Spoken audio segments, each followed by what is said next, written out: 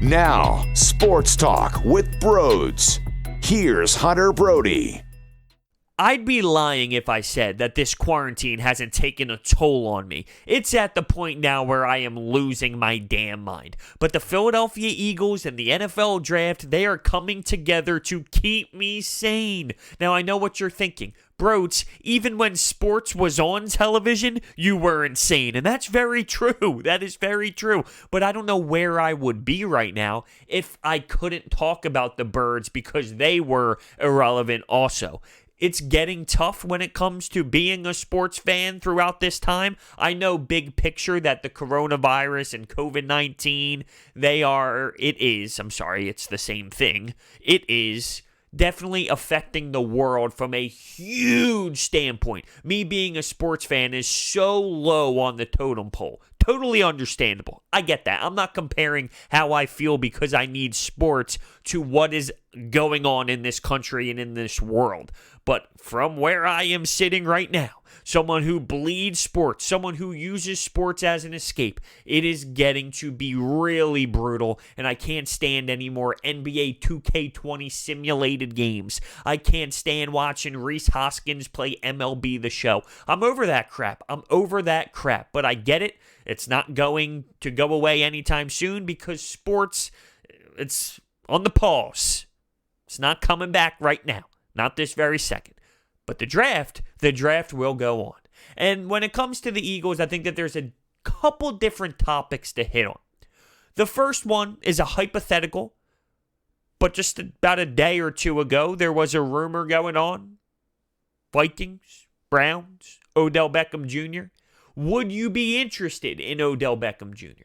Topic number 2 is moving up in the draft. I've touched on it before, but there was a report out there by 97.5 The Fanatic's Joe Torti about the interest in CeeDee Lamb and the Eagles potentially thinking about moving up on the board to go after a guy that can change this offense. I ain't doing it. I am not getting rid of a second-round pick. I am not moving on from other assets to go out and get a wide receiver. I am not doing it. But we will hit on all of these 3 points when it comes to the Eagles. Let's start with Odell Beckham Jr.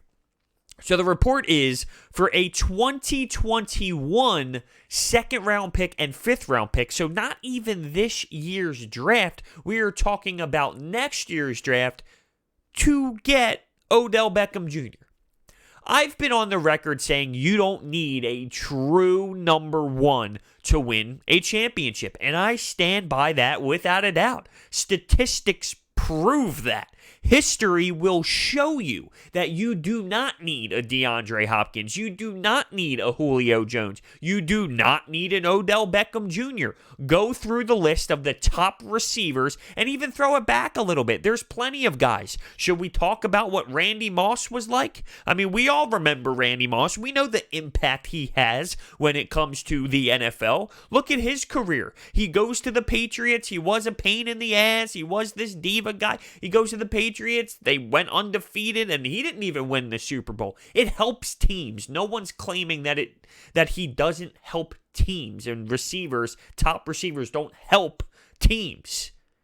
You just don't definitely need it to win a Super Bowl. With that being said, I would do this trade. It's a risk. I clearly see that he has a lot of stuff off the field and a big package when it comes to Odell Beckham Jr. You had the boat incident before a playoff game, not just a game, before a playoff game. You had the situation where he was peeing like a dog in the end zone. He was on the sidelines kicking the net. When you think of Odell Beckham, you definitely think of off-the-field issues way before you think of on-field production. But now let's factor into the equation where he was at throughout his career. The New York Giants. I wouldn't say an absolute bum or disgusting organization. They won Super Bowls before. You don't win Super Bowls and be this dumpster fire organization. But where they are now, they're definitely not their strongest. They are not in their best form ever. So, okay, let's look at that. And now he's in Cleveland. The Cleveland Browns, because he wants out of Cleveland, that means that there's something wrong with Odell Beckham?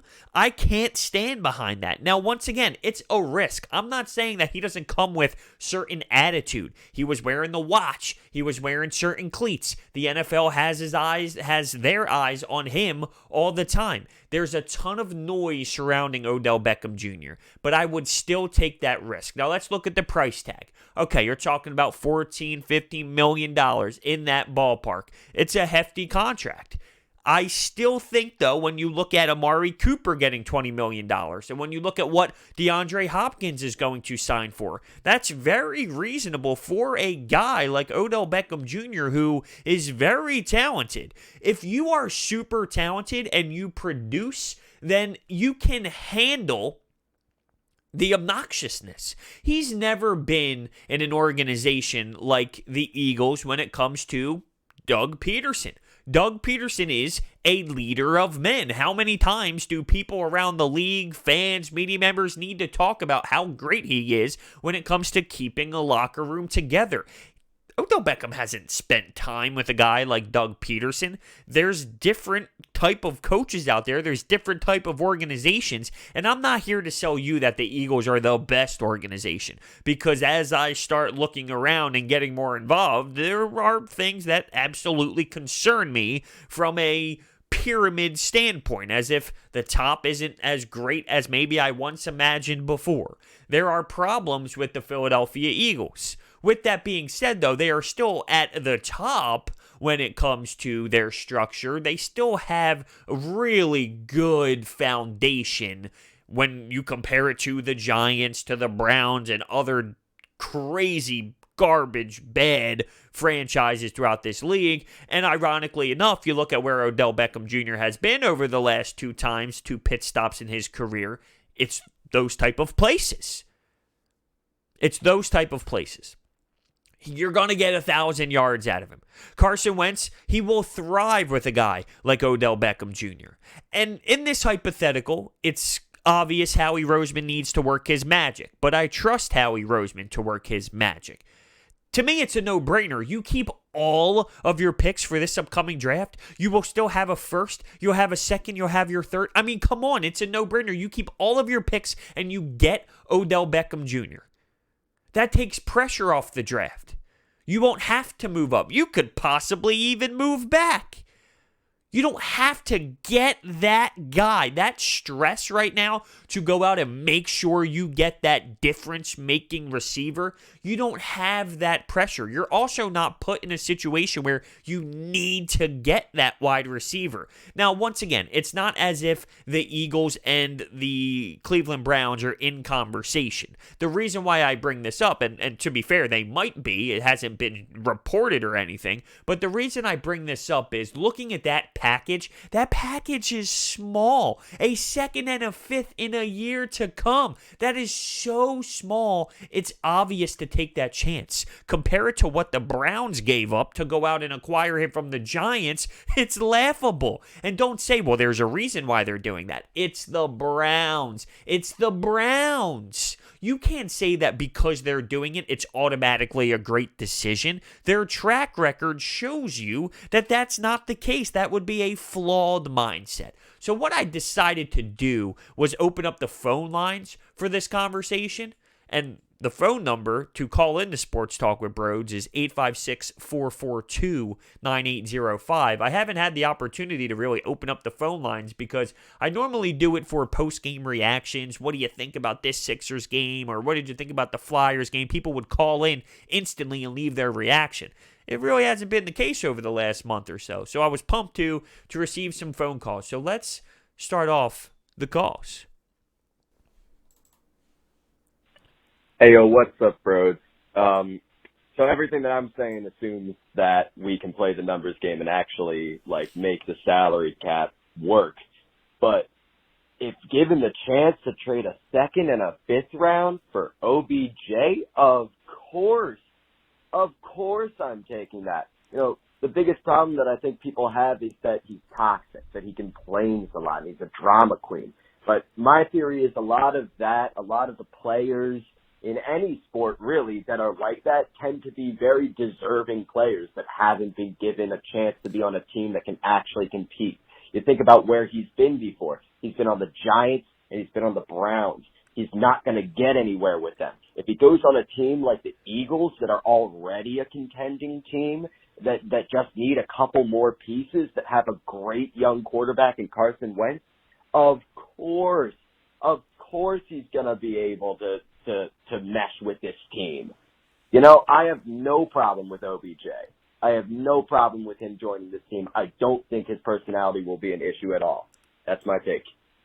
I love your take. I'm leaning the same exact way. He hasn't been in a winning culture for a long time now, and he's playing with Baker Mayfield, a guy who underachieved last year. He overachieved, I would say, his first year. I didn't expect him to play as well as he did. It wasn't magnificent to this crazy degree, but I think he exceeded my expectations his first year, took a huge step back. There was all this talk about how lethal the offense is going to be out there in Cleveland, and they just had a bunch of studs with Freddie Kitchens of all people, and it didn't work out. He was getting frustrated.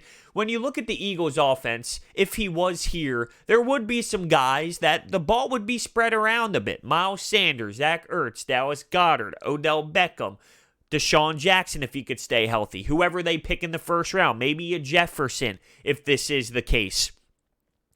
It's not as if Odell Beckham is the only target and he would get all of these touches. There would be plenty of guys to target, but I think it would only make it easier for him with someone like Doug Pederson and this, well, we'll take a look at this unit of coaches that can help him, all 75,000 different coaches to help him. It worked last year when Doug Pederson got simple because he was forced to get simple. When he was utilizing all of these practice squad players, Doug Pederson is so effective when he is flat out simple. If he can realize that and be simple with these elite players in the league, putting Odell Beckham in the mix, he would absolutely be able to thrive. Eli Manning, you got to tip your cap to him, even though some people say he's a Hall of Famer, some people say he's not a Hall of Famer. He won 2 Super Bowls. Any of us in Philadelphia would take Eli Manning's career and want someone like that on the Eagles. You can totally say, if you could have Eli Manning's career, 2 Super Bowls, forget the 500 record and all that, 2 Super Bowls, we would take it in a heartbeat. So I'm not going to say that, he didn't have Eli, but he had Eli Manning at the back end of his career, not so much the prime. Right now in Philly, you'd be getting a Carson Wentz, a hungry Carson Wentz, a guy who really wants to continue to prove that, okay, there's this narrative behind me always getting injured. There's this narrative that I can't win a playoff game because I can't stay healthy enough to win a playoff game. There's a healthy, hungry Carson that's ready to rock and roll. I think that matters compared to a Baker Mayfield being questioned if he's even a starting quarterback. No one's questioning Carson Wentz's ability to play football. It's can he stay healthy, which matters. I'm not saying it doesn't matter, but no one's questioning his skill level. He can clearly do it. He made the playoffs last year, having to win the last few games of the season in playoff mentality with garbage receivers, and he made it happen. I just think that is a huge, huge, huge difference than where Odell Beckham is right now. They need a receiver who can catch some ball! Nelson Aguilar can't catch shit! He couldn't catch the corona! He fucking sucks! Get him! Get him, little dick Howie Roseman! Get him, please! Oh, that is hilarious. I don't even know what to say to that. How am I supposed to follow that up? Now, for the people that scream, go get him, Howie, just like people did after DeAndre Hopkins went to Arizona. This isn't a scenario where I say, Howie, you have to make it happen. You have to go out and do this. There's a reason why I claim that this was a hypothetical. I don't see the Eagles doing this. I don't think they're going to be able to go out and make this trade and spend $14, $15 million per year on a guy like Odell Beckham. I just don't see it happening. But I'm putting myself in his shoes. If I was Howie, I'd pick up that phone and I would offer more than a second and a fifth. I would offer a second and a fourth. I might even offer a second and a third if that's what it took for the 2021 draft. I'm not giving up anything in this year's draft for Odell Beckham. I might take a step back on that statement. It depends. It depends. He's 27 years old, and he's clearly a top receiver from a talent standpoint. It's a risk. It's a gamble. But you're taking a risk and a gamble on a player who clearly has elite talent in this league. Let's bring it back to a conversation I had a few weeks ago and earlier in this conversation as well. You don't need a top-tier talented wide receiver to win a Super Bowl. You do not need it.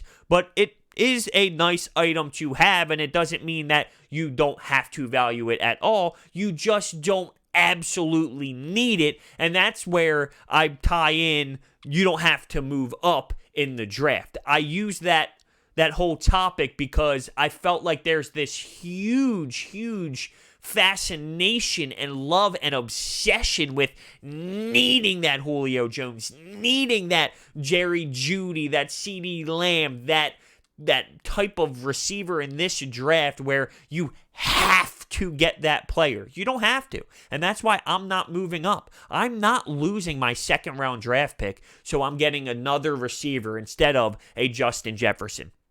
Originally, I wasn't sold on Jefferson. He'll probably thrive way more in the slot than the outside. And with this team, we need speed. We need to stretch the field. We need guys that can get behind the secondary to open up Zach Ertz, to open up Dallas Goedert. Hell, to open up Greg Ward. I can't believe I'm saying that. And keep in mind, I'm not mentioning the name J.J. Arcega-Whiteside for a reason because I think he's a flat-out bum. But I digress. I am starting to sell myself more on Justin Jefferson.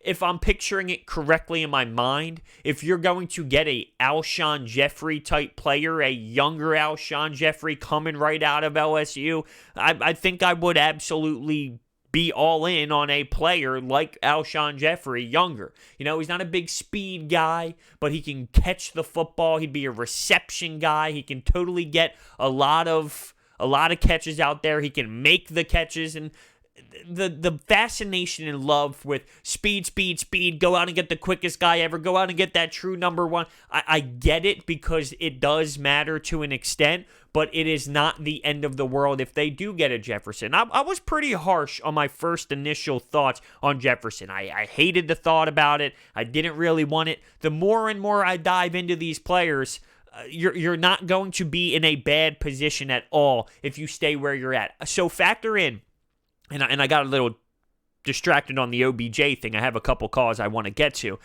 A second round pick and Justin Jefferson compared to just a CeeDee Lamb. No, I mean, come on. Why would I give up a second round pick as well? If I can get Jefferson plus or I can just get CeeDee Lamb, I'm taking Jefferson plus. There are other holes in this team, on this roster. There's plenty of other holes that this organization needs to fill. I saw a couple mock drafts. I saw a linebacker going in the second round from Texas Tech. Those are problems that this team needs to fix. The same people that want CeeDee Lamb would be the same people complaining that this team doesn't have a linebacker. So you go out and get your receiver, you stay where you're at, you get who falls, you get what wide receiver falls to you, and then from there you move on to your next pick in the second round. You do not give up assets. The one thing that concerns me is knowing, and everybody knowing, that the Eagles need a wide receiver. Who's going to jump up over them? Who is going to move up in the draft to bump over the Eagles to go out and get a specific receiver? There will be teams that have that mindset, so that is the one concern.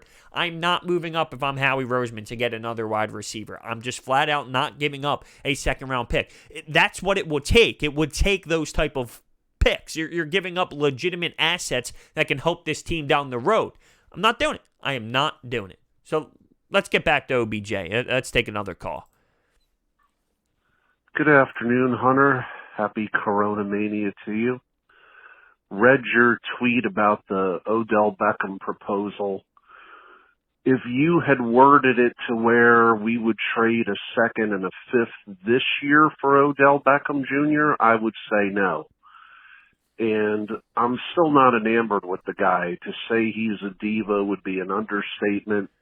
He's got, marshmallows for brains. But the talent is there, no doubt. And you have to get some kind of veteran into the mix. So for a second and a fifth next year, considering hopefully the Eagles, if they play, will have a good year this year and maybe it won't be a high second round pick, yes, I would probably pull the trigger on it. If they can get it done and I was Howie Roseman, I would make the deal and then hopefully supplement it with additions via the draft this year. Couldn't agree more. Now, it does seem like this is a big-time split. No. He's a team cancer. He's a locker room cancer. Get him out of this organization. I never want to associate OBJ with the Eagles. He never works. He never wins. He's all about himself. And then you have the other side, which is where I stand. He's a talent. And there's plenty of players that are bigger than the sport of football. There are plenty of players that are bigger than their sport itself. OBJ is a very serious, well-known person outside of football. When it comes to Hollywood, when it comes to LA, there are just athletes that have that type of persona about them, and he has that. But that's not going to scare me. If we need someone who can help this offense and help Carson Wentz, and he has elite talent, I'm taking that risk. Look what happened with T.O. He was a brutal person to deal with. He was awful to associate with. They went to the Super Bowl. They didn't get to win the Super Bowl. You could question Andy Reid. You can question Donovan McNabb. I don't know if you can question T.O. You can question T.O. when it comes to what happened afterwards and how everything happened and the benching and the driveway and whatnot. I get all that, which is crazy nonsense to date back on. And I saw that clip the other day rolling around Twitter of him on the driveway. It's laughable. And pretty damn funny to think about if an athlete did that today. But when you are that big, though, okay, yeah, there are things that happen outside of the sport that you can't understand from a normal person in society standpoint. And I'm not going to pretend like I can. We can't relate to some of these people that are just as big as Hollywood, just as big as actors. OBJ is that type of person. That's not going to scare me from helping Carson Wentz. He is a really, really talented player that will open up this offense insanely. I'm not afraid of taking the risk of getting him. I'm not afraid. He will produce. He will produce. He's going to mess up the locker room. That's the biggest fear. He's going to mess up the locker room. If your locker room is good enough, there's no messing up. Winning cures all. Winning football games cures all. Win the game. Win the game. He helps you win games. They should have enough to win games. Doug Pederson should put this team in a great position to win. Carson Wentz should put this team in a great position to win. That offensive line should as well, along with Miles Sanders. And if Deshaun Jackson can stay healthy, Zach Ertz, Dallas Goedert. If they win football games, there should be no problem at all in that locker room. That's how this thing works. That's how sports works. Look at teams that succeed. They normally mesh well together. I don't think they mesh well together so they win games. They win games resulting in them meshing well together. When you lose games, you get frustrated, you get pissed off, you get bothered, you start bickering. That's the cure. That's the medicine. So win.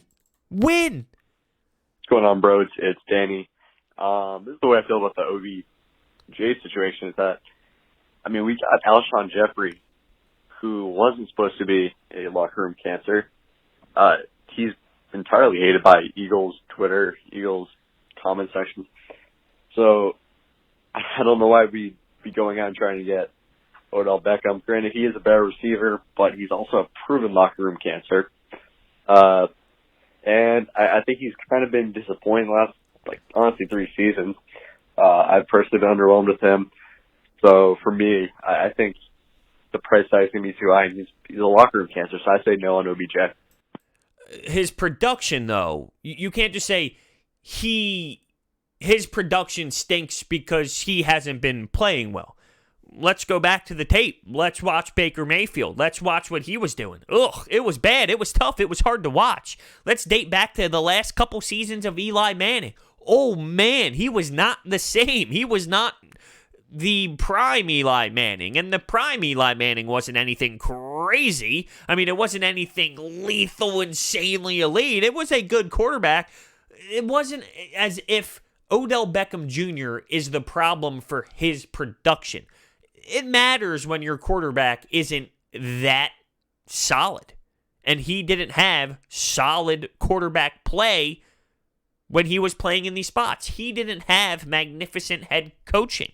And I'm not claiming that Doug Pederson is that. He's a better coach in the league. I don't know if he is magnificent when it comes to the X's and O's part of things. That's where I think he needs help, and that's why I'm hoping that these 85,343 different coaches help the head coach and Doug Pederson himself when it comes to this season. Because that's how they made this happen this year. So much different input and so many different fake coaching jobs to help Dougie P. I would do it in a heartbeat. I honestly, a heartbeat. It wouldn't even take, let me sit on it, let me think about it. The price tag itself is super tiny. A second and a fifth for that type of talent. Let me ask you this. If I said to you right now, you have a second and a fifth round pick, and with those two picks for this upcoming draft, you get a talent as sick and great, and when I say sick, I mean that in a good way, as sick as Odell Beckham Jr. when it comes to talent, you would do it in a heartbeat right now. Don't even lie to me. It's an obvious answer that right now you would sign up for a talent as good as Odell Beckham Jr. at the receiver position. You're telling me, all these people that want to move up, that you would do that right now. You would package up a first, a second, and possibly a third, or a first, a second, and other picks to move up to go out and get a Lamb. Well, if you can get an Odell Beckham for a second and a fifth, you're being hypocritical. That doesn't make sense. I would literally foam out my mouth of joy. I would cry tears watching Odell Beckham run down the field for Carson Wentz. Seriously, I feel that strong about it. Now, going to my community tab on YouTube, when I put up the question, a lot of mixed results. Hell no. OBJ is dramatic and has an attitude problem. Eagles locker room cancer. Okay? I think OBJ has matured a lot. I will take him. We have a strong locker room. I agree with that. I think there's something to be said about the culture here compared to other places. Now, losing Malcolm Jenkins, it definitely is something to think about when bringing in someone like OBJ. If Malcolm Jenkins was still here, I probably would feel different about it. But it's still not the end of the world when you look at who is here, and the answer is Doug Pederson, and there's a track record of him succeeding when it comes to keeping guys together. Nah, OBJ is dramatic and whines like a baby. Plus, he'll be a cancer in the locker room. I don't think he would be a fit on our team. He would be a scheme fit for us, but he's exactly what we need on the field. I don't think he would be a fit with our team. He would be a scheme fit for us because he's exactly what we need on the field, but I don't think Howie or Doug want to deal with his off-the-field antics. Okay, I understand what he was saying. He went with a weird way of strategically putting that sentence together. Okay, enough with that. In a heartbeat. Haha, this is great. See? And this is exactly what I just meant. People would give up 2 first-rounders for Ramsey and possibly a first for Yannick, but would not for a second and a fifth for a top 5 receiver in this league. And that is very true. And it would be different if the price tag was $20 million. It's not $20 million. It's not. And he's here for a handful of seasons, and he's still in the prime of his career. What do I say about the prime of careers? 27 years old. Bing, bang, boom. Here we go. Now, football is different than basketball, no doubt, but he's still in that prime time of his career. The city is going crazy for a receiver. And now, they don't want OBJ? Once again, it's not as if it's Howie Roseman and the Cleveland Browns talking at this very second to the point where it is in reach and we can smell it. But if I'm Howie, I'm definitely beating the second and the fifth. Second and a fourth. second and a third. Throw in Rasul Douglas. Who cares at that point? I'm doing it. I'm doing it. I'm doing it with my eyes closed. Come on now. Come on.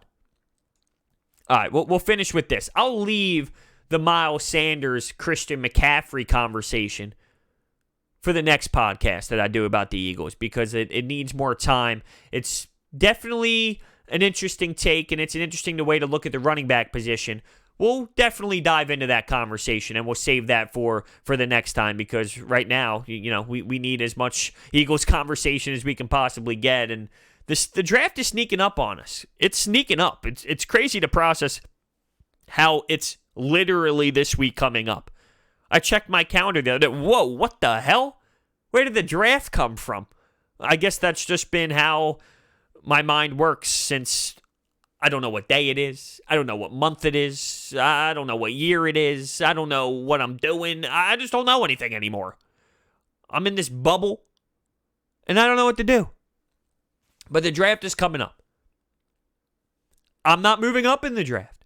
I'm not trading a second-round pick. I'm not giving up other assets for CeeDee Lamb, for another receiver. I'm staying at 21, and I'm getting my guy. I'm also not moving back. I mentioned moving back if they were going to get Odell Beckham. That opens the door for something else. But if I'm not getting Odell Beckham, I'm not moving up. I'm not moving back. I'm staying at 21. I'm getting my guy. The only way that I'm moving up is if it really starts getting to a point where that one player got pushed back so far down that you had no chance of even believing that that player would get to a reasonable spot on the board. But even then, it would take me so much to even think about getting rid of that second round pick. You don't move up in the first round for you're swapping first round picks and a fifth, or swapping first round picks and a sixth. It takes a bigger package than that. It takes legitimate pieces to go up in the first round because that's how valuable those picks are. It would take so much and such a freak athlete and player to move on from that second round pick. They need that. They need that piece, that second round pick. They need that to help this team down the road too. That second round pick is just as valuable as that first for me right now. They got to come out of the draft with players who will help this team for a serious amount of time. And the only way to do that is to have high draft picks and to hit on them. Don't give away more high draft picks that they need to hit on. It's that simple. It's that simple. With that being said, thank you so much for watching. Hit that thumbs up button and subscribe if you are on YouTube. If you are listening on the Apple Podcast app or any other podcasting platform, please leave a 5-star rating and a review. Thank you so much, and I will see you next time.